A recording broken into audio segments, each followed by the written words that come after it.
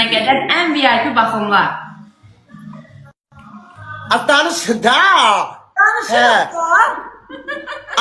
da. Ama kız reklam elirsiniz. Kız özünüzü tanıtın işte ne var ne yoktu. Tanıtıram da Südabə xanıma görürsünüz. Mən kosmetoloqam. Bu yallah gene ortaya girim. İndi mənə bax Südabə ne iş görür sen ne iş görürsən. Ben danışmadan olmaz. Aha. Südabə budur. Tamam. Südabə ne iş görür? İşiniz nedir Südabə xanım? Baxın hal-hazırda sizdə olan o gözəl dodaqları Südabə xanım da edir.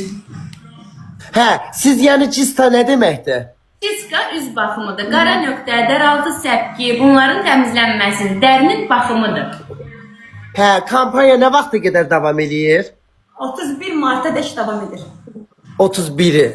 31'ine kadar devam ediyor. Besmelden gelene ne kadar indirim? Bak da yaman sen gülürsen.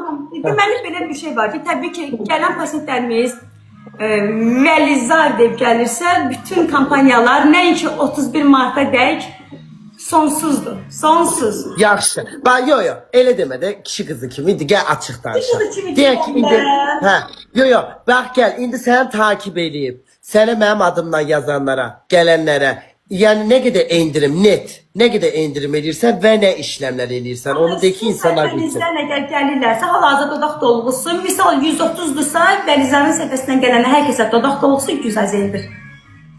100 manat dodaq dolusu və baxım üz baxımı.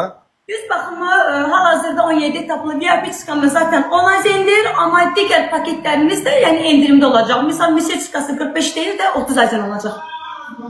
Və mənə bax kişilər də gələ bilər. Bəli, həm xanımlar, həm də bəylər.